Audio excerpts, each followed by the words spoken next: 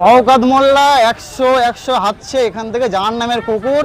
ও ক্যানিংয়ে বাড়ি যাবে, সোজা ক্যানিংয়ে গিয়ে ওর আরাবুল ওকে সাহিত্য করে দেবে ওখানে। আমার তার জন্য ছোট ভাইজান এখান থেকে আরাবুলকে ক্যানিংয়ে পাঠিয়েছে। ক্যানিংয়ে ওকে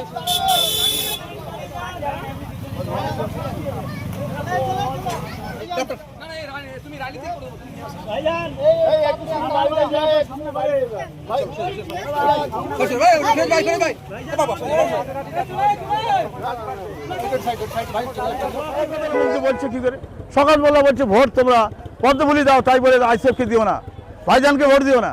তাহলে ভাইজান তো কই মোদিকে কথা বলেছে যে ভোট দিতে?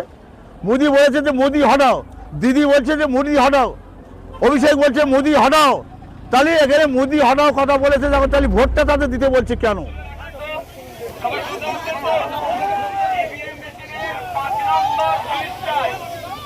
আমার নাম লেখা থাকবে, আমার ছবিটা থাকবে, খাম চিহ্ন থাকবে, তার পাশেই প্রধানটা টিপে খাম চিহ্নকে ভোট দিয়ে আমাকে আবার বিধানসভায় পাঠাবেন।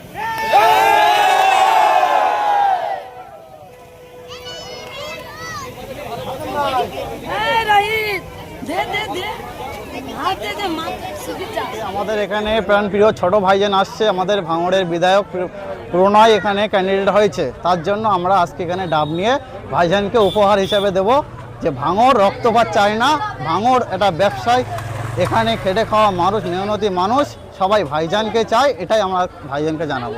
শওকত মোল্লা তো ভারত থেকে জিতবে, তাহলে নওশাদ সিদ্দিকীর কর্মী হিসেবে আপনারা দাঁড়িয়েছেন। শওকত মোল্লা 100 হাঁটছে এখান থেকে জাহান্নামের কুকুর।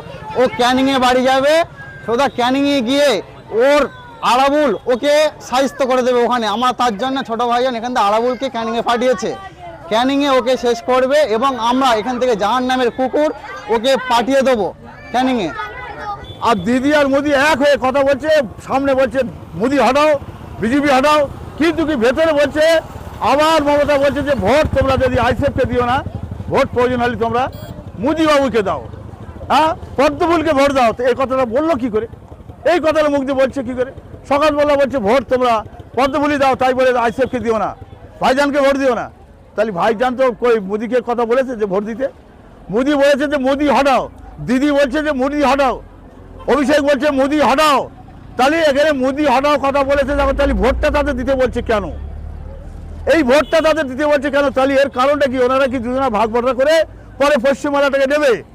তাহলে আইসিএফ এই যে ভাইজানের দল, যে মানুষ পাঠার ভেঙে লেগেছে, যে অন্যায় অত্যাচারের বিরুদ্ধে, যেখানে অন্যায় সেখানে অন্যায় অত্যাচার, যে ওয়াকফ সম্পত্তি নেব না সেটা নিয়ে নিল, এখানে এটা করলো।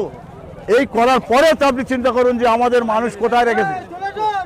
সেই সব চিন্তা ভাবনা করে সবাই বলছি যে তোমরা আইসিএফকে ভোট দাও, খাম চিহ্নে ভোট দিয়ে বিপুল ভোটে জয়যুক্ত করুন।